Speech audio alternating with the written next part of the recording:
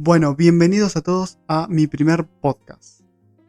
Para los que me siguen en el canal, sabrán que yo subo videos de diferentes temáticas, por ejemplo, resolviendo acertijos, contando datos curiosos, datos históricos, haciendo reseñas de libros, etc. Pero me pareció importante y necesario realizar un podcast en donde en cada capítulo se pueda presentar diferentes filósofos, decir los pensamientos principales que tiene ese filósofo, cuáles son sus ideas principales.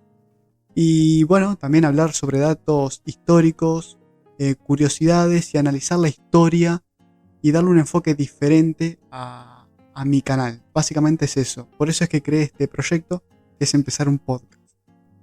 Y me pareció interesante empezarlo con Francis Bacon, una persona que cuando se habla de empirismo o del inductivismo, el padre de ello es Francis Bacon. Antes de empezar a hablar de Francis Bacon, me parece interesante remarcar algo que capaz que lo profundizo en otro podcast.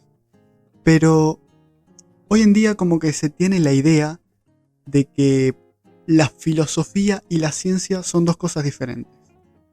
Muchas veces se escucha hablar o se ve en programas de televisión, en programas de YouTube, que se dice la filosofía y como que en contraposición a la filosofía está el empirismo o está la ciencia, ¿verdad? Como que son dos cosas excluyentes. Si se habla de empirismo no se puede hablar de filosofía, porque son cosas diferentes. Sin embargo, Francis Bacon es un filósofo, como vamos a ver ahora, y es el padre del empirismo. Es decir que el empirismo y la filosofía están relacionados. De hecho, el empirismo surge de la filosofía como tal.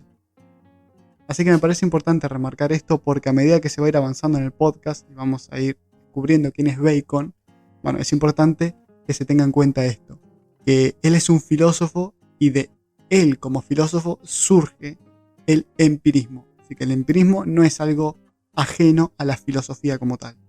Para hablar de Francis Bacon entonces tenemos que ver cuáles son los orígenes de esta mente inquieta que era Bacon.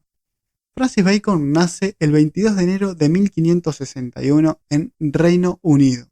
Se crió en el seno de una familia aristocrática y esto es muy importante porque va a marcar lo que sería el futuro de él. Francis Bacon se cría en una familia aristocrática, en una familia con bastantes recursos y bastantes llegadas a la política de Inglaterra. Su padre, de hecho, era jurista y su madre era una mujer culta que dominaba tanto, además de su lengua, el inglés, dominaba el latín y el griego. Además de ello, también hacía traducciones de latín y griego, etc. Esta combinación entre el poder y el conocimiento marcaría para siempre la vida de Bacon. De hecho, cuentan, para que se den una idea de por qué es importante saber que él pertenecía a la aristocracia, cuentan que la reina Isabel I de Inglaterra, reina en ese momento, disfrutaba de conversar con Bacon cuando Bacon era niño. Es decir, que Bacon de niño tenía llegada a la reina Isabel, y de hecho la reina le había puesto un apodo que era mi pequeño Lord Guardador. Desde pequeño Francis no solo fue testigo del poder, como les digo, sino también del valor del saber. O sea, era muy llegado a la aristocracia y a personas de poder en Inglaterra. Bacon creció en pleno Renacimiento. Cuando hablamos de la época en que creció él y que nació, es importante saber que fue en el Renacimiento. En esta época del Renacimiento, el foro principal, lo que se debatía y la corriente principal de pensamiento era el humanismo. Es decir, que el humano es el centro de todo, desplazando al teologismo.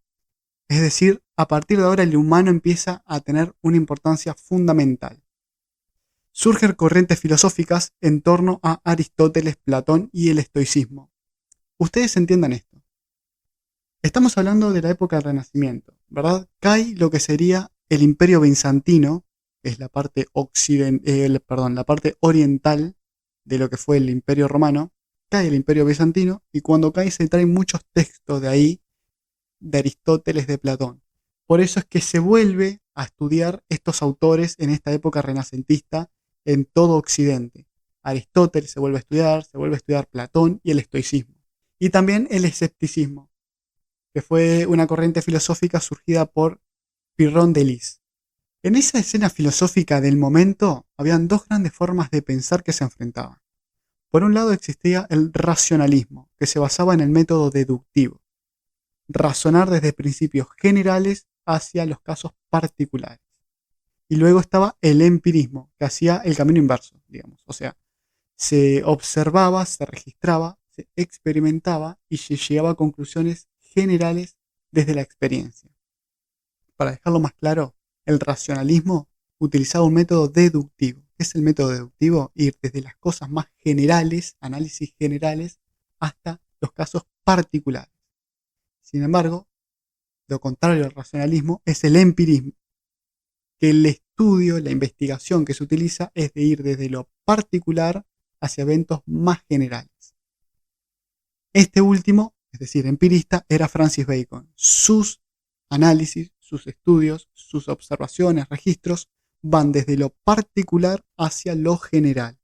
Como Francis Bacon fue un gran defensor del enfoque empirista, esto es importantísimo. Francis Bacon practicaba el método inductivo a la hora de razonar y observar. Por lo tanto, era empirista. Entonces, para él, la filosofía debía de abandonar las especulaciones abstractas y concentrarse en algo más útil, más concreto. ¿Qué es eso? La transformación de la naturaleza en beneficio del ser humano. Bacon creía que conocer la naturaleza a fondo es el primer paso para controlarla, transformarla y mejorarla.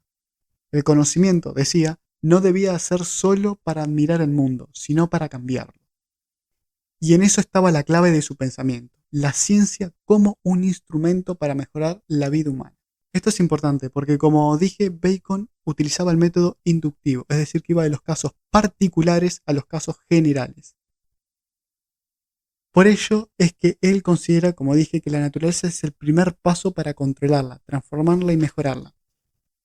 Lo que sucede es que Bacon se cría en un mundo donde lo esencial y las discusiones del día a día surgían a través de Aristóteles y Platón.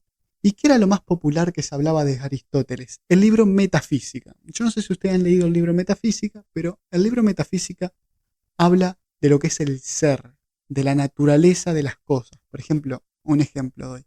¿Qué es lo que hace que este micrófono con el que estoy hablando sea un micrófono como tal?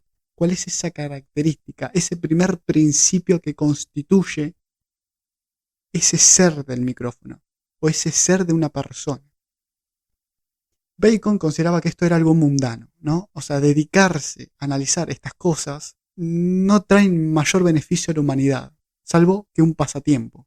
Esto consideraba Bacon. Entonces, él creía que la filosofía tenía que tener otro rumbo. Un rumbo no tan teórico, sino un rumbo práctico. Por ello es que él dice que el inductivismo es lo mejor, la corriente empirista es lo mejor. Lo que hay que hacer es que la filosofía conozca a través de la observación y del método inductivo de casos particulares, conozca lo que es la naturaleza, sepa cómo transformarla para mejor de la humanidad, para la mejoría de la humanidad. Él decía, por ejemplo, el caso de la brújula. La brújula lo que se hace es conocer cómo funciona la naturaleza, cómo funciona el magnetismo, es conocer la naturaleza. ¿Para qué? Para transformarla, para darle un uso, una transformación, que es el aparato, la brújula, y esto va a generar un beneficio práctico a la humanidad, que es el guiarse si están perdidos, etc. Esto era la filosofía para Bacon. Bacon sostenía que era importante una filosofía práctica. Por eso es que muchas veces Bacon se consideró como pragmático del primer texto del libro Metafísica Aristóteles. ¿Por qué? Porque en aquella no está orientada a la producción de objetos. Según Aristóteles, la filosofía solo aparece cuando las cosas relativas de la vida ya están satisfechas. Y esto justamente es lo que hace que sea una ciencia libre, pues no está orientada a servir a objetos posteriores, sino que es un fin en sí mismo. Su única pretensión es satisfacer la mera curiosidad del intelecto humano para descubrir el fundamento como última realidad. Totalmente, como dije, contrarios a Bacon, que para Bacon el auténtico poder del hombre reside en la capacidad de hacer una verdadera interpretación de la naturaleza. Entonces, esto es muy importante. Cuando hablen de Bacon, sepan que tienen que hablar del empirismo y del inductivismo, de la observación, de establecer un método analítico desde la observación particular hacia los casos más generales. Y sepan, y esto es importante en Bacon, que su pensamiento, esto es una subrayada total si están analizando a Bacon, su pensamiento se basa en que la filosofía debe de abandonar todo tipo de especulación para centrarse en la transformación de la naturaleza en pos de las mejores de las condiciones de la vida humana. Hay que mejorar y transformar la naturaleza para mejorar las condiciones de la vida humana. Francis Bacon era un filósofo que defendía la filosofía de forma práctica y no teórica. Francis Bacon consideraba que la filosofía se tenía que alejar de la especulación y dedicarse a analizar cosas y a transformar cosas de la naturaleza para que pueda servir al beneficio de la humanidad. Un filósofo meramente práctico, empirista e inductivista. Pero Bacon también advirtió algo importante. No basta con observar la superficie de las cosas. La simple experiencia sensorial sin un método riguroso no alcanza para construir una ciencia. Los fenómenos naturales esconden sus verdaderos procesos en un nivel que no es perceptible para los sentidos. Por eso necesitamos métodos, disciplinas y sobre todo humildad para reconocer que la verdad no siempre está en lo que vemos. Él muchas veces planteaba esto de desapegarse de todo conocimiento que tengamos y empezar de cero, digamos, analizar las cosas de cero. Porque un conocimiento previo que ya tengas te puede condicionar a la hora de observar algún fenómeno actual. Puede que esa observación actualmente que estás realizando para sacar una conclusión esté condicionada a un previo conocimiento que ya has tenido. Entonces, es importante para el análisis inductivo de Bacon dejar una mente en blanco y empezar desde cero a analizar los procesos. Entonces, si quieren dar a entender y conceptualizar eso de la mente en blanco, utilicen la palabra tabla rasa.